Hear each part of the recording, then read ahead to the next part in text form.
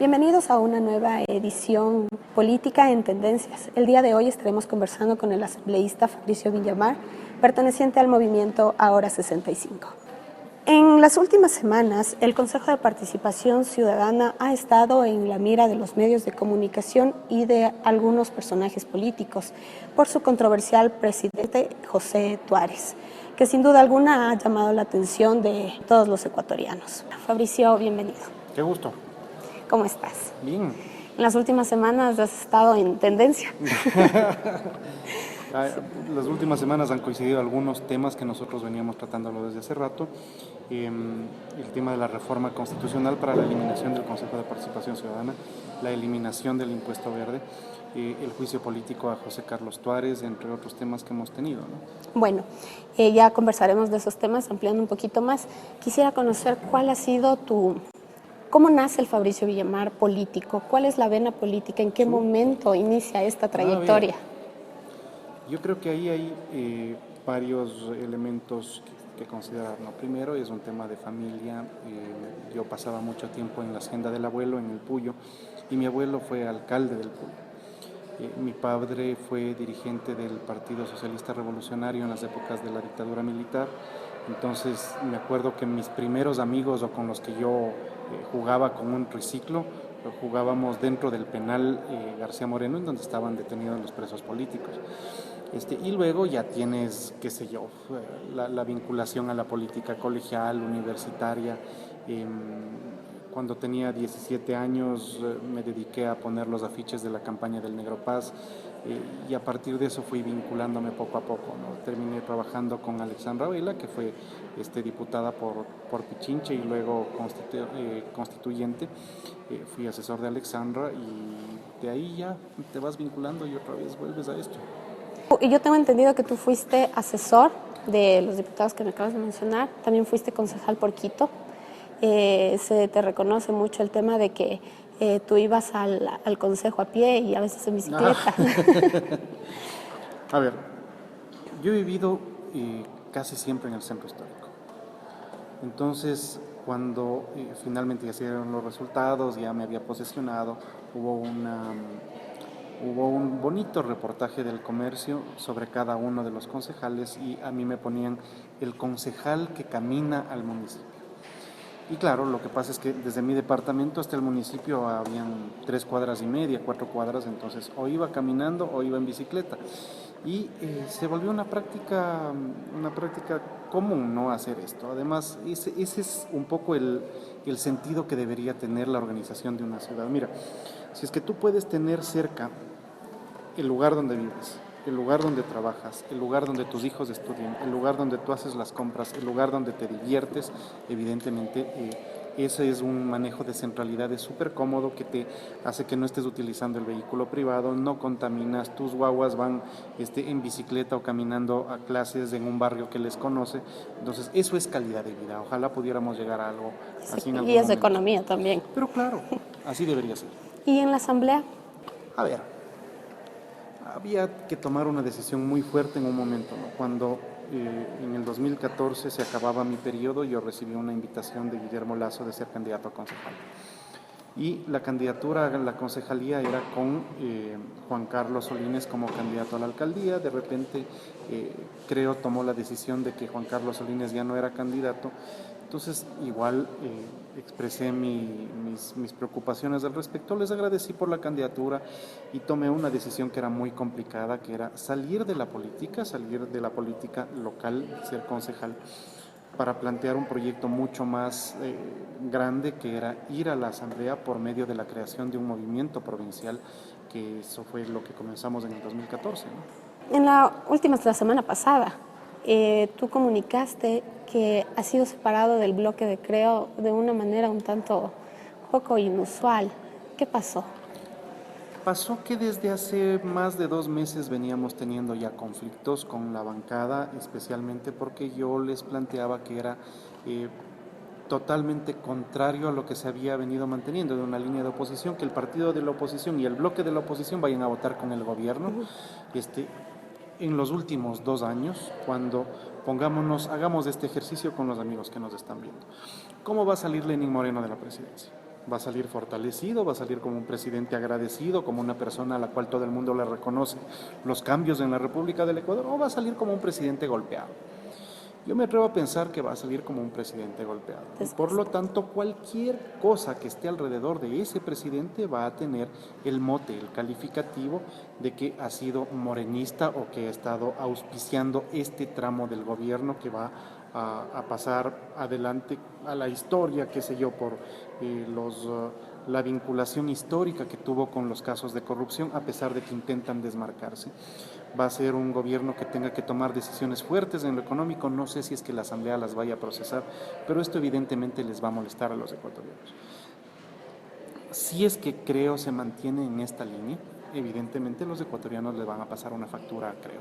Así se lo había dicho yo a Guillermo Lasso, insistieron en ir en esa alianza y a partir de eso generamos ya una primera línea de conflicto, no tanto con Guillermo, pero sí con los beneficiarios del acuerdo.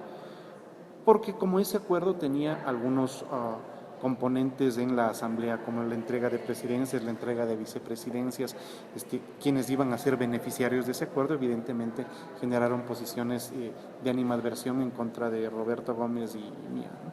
¿Quiénes son los beneficiarios? Quienes quedaron en las comisiones o quienes quisieron quedar en las comisiones y finalmente no quedaron.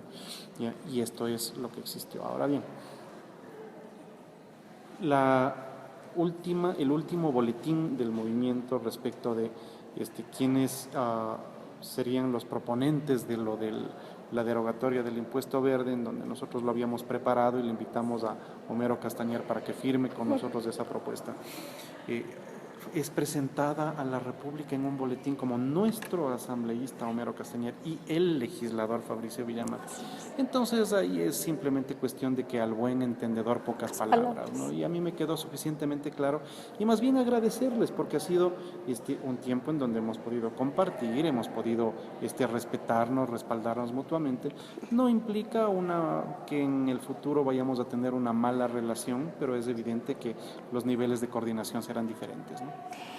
Sin duda, bueno, se ha visto el trabajo de Fabricio Villamar dentro del bloque de Creo, un trabajo de varias acciones, de algunos proyectos presentados. ¿Qué proyectos como asambleísta has logrado culminar? A ver, yo creo que hay ahí dos elementos que tienen que conocer quienes nos están viendo, ¿no? Las funciones de un legislador, de un asambleísta, son legislar y fiscalizar. Mucho no puedes legislar cuando tienes la minoría. Cuando nosotros hemos presentado textos de reformas a la ley que van a una comisión en donde nosotros no tenemos ni participación ni respaldo, pues no los dejan pasar. Y te queda un espacio muy grande que es el espacio de la fiscalización, y en fiscalización hemos sido inmensamente efectivos.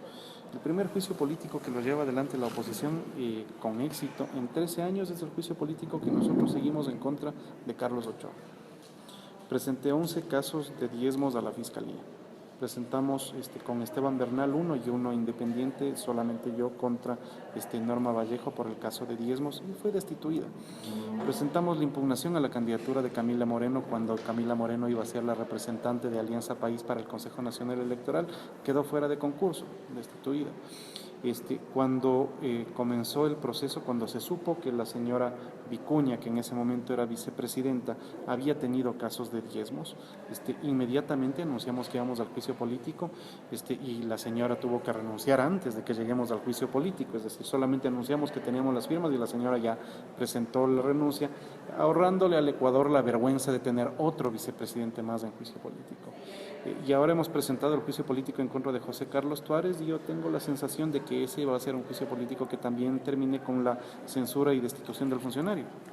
¿Bajo qué argumentos tú inicias con el juicio político a José Tuárez?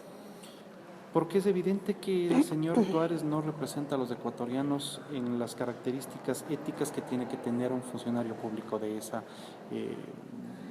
para ese organismo. Entonces, el juicio político a José Tuárez, en donde al principio la gente decía que no hay cómo enjuiciarle, un enjuiciado está.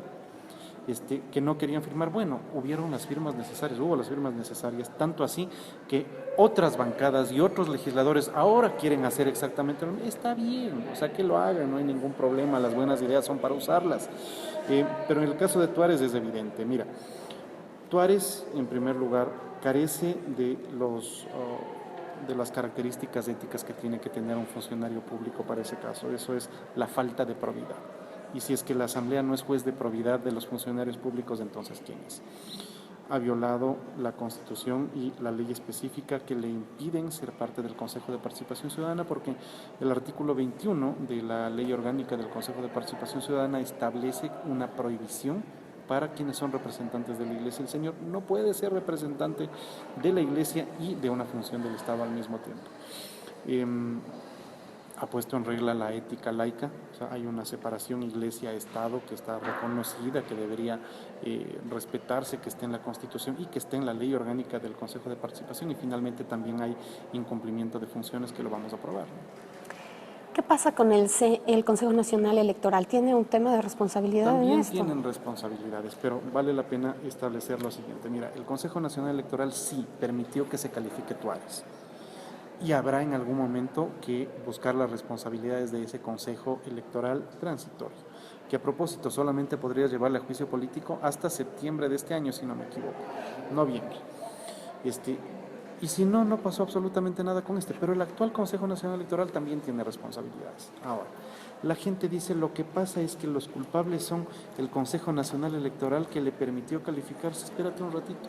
Eso significa que si es que tú presentas un documento falso, el responsable es el que recibe, no el que lo entregó.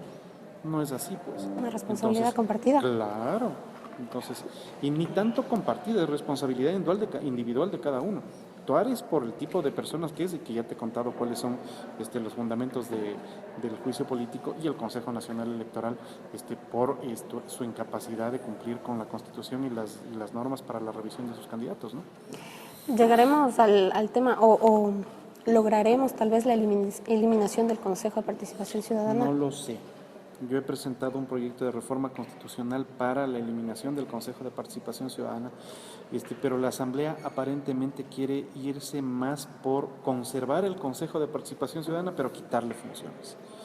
Y yo tengo la sensación de que los ecuatorianos van a pensar que eso es una tomadura de pelo. Tú has presentado a la Corte Constitucional, y que ya fue aprobado, un documento, llamémoslo blindaje, al anterior Consejo de Participación Ciudadana transitorio.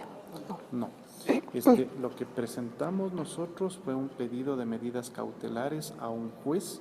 Los jueces en este país son considerados como jueces constitucionales, para que impida que el Consejo de Participación Ciudadana revea la capacidad revea los nombramientos hechos por el anterior Consejo de Participación Ciudadana. El anterior Consejo de Participación Ciudadana tenía características especiales y tenía competencias especiales. Por mandato de los ecuatorianos conferido en urnas, les permitieron cesar a algunos funcionarios, nombrar a otros, y estos funcionarios que están nombrados son los que tienen que quedarse en sus puestos. Y para eso se le consultó a la Corte Constitucional, y la Corte Constitucional dijo, esto no se toca. Bueno, los actuales miembros quisieron revisar eso, y es que esa es la preocupación.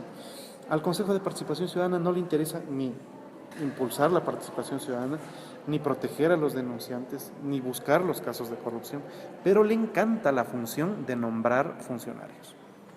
Por lo tanto, si es que la Asamblea quiere solamente quitarles esas funciones para sí misma, yo creo que los ecuatorianos le van a pegar un tirón de orejas a la Asamblea.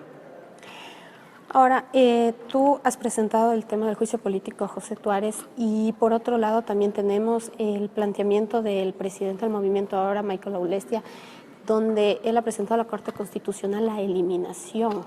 La calificación de la pregunta, sí. ¿No estamos duplicando esfuerzos, recursos, tal vez? No, porque tenemos que buscar por los mecanismos constitucionales que existan la eliminación del Consejo de Participación. Entonces hay varios mecanismos para que esto pase. El primero, el presidente de la República bien pudo haber convocado para que hagamos una consulta. De hecho, pudo haber planteado, cuando hizo la consulta hace un poco más de un año, la eliminación del Consejo de Participación Ciudadana. No la hizo. La otra posibilidad es que los ciudadanos, bajo este pedido presentado por el movimiento ahora, inicien la recolección de firmas para la eliminación del Consejo de Participación Ciudadana. La tercera posibilidad es que la Asamblea decida la eliminación del Consejo de Participación Ciudadana en una reforma parcial que tiene que ser consultada a los ecuatorianos. Y lo que están planteándose es una enmienda constitucional que no les va a preguntar a los ecuatorianos, sino que a puertas cerradas la Asamblea decide si es que se aprueba o no este cambio de funciones. Entonces yo tengo ahí la sensación de que los ecuatorianos no van a estar conformes con que solamente se quede el Consejo de Participación, pero que la Asamblea le quite esas funciones. Bueno, ahora Fabricio Villamar ya está trabajando en el movimiento Ahora 65. ¿Cuáles son los planes, los proyectos que tiene este movimiento? No, eso hay que preguntarle al presidente. Yo en eso me sumo a trabajar y mi función está en otra parte en este momento. Mi función está en cumplir la función para la cual me eligieron, hacer los contactos para hacer que esto funcione a nivel nacional y seguir avanzando en una agenda legislativa que la presentamos como candidatos. ¿En qué tiempo tendremos un resultado para el tema del juicio político? El día miércoles debería reunirse el Consejo de Administración de la legislatura, que esté aprobando o desaprobando o no aprobando el pedido de juicio político. Espero que el presidente de la Asamblea dé paso con los miembros del CAL y si es que eso es así, 5 días después estará en conocimiento de la Comisión de Fiscalización y ellos tienen 15 días para convocar a José Carlos Tuárez para que presente sus descargos y según eso decidirán si es que pasa o no pasa al Pleno. Listo, Fabricio, muchas gracias por tu espacio. Ya nos vemos.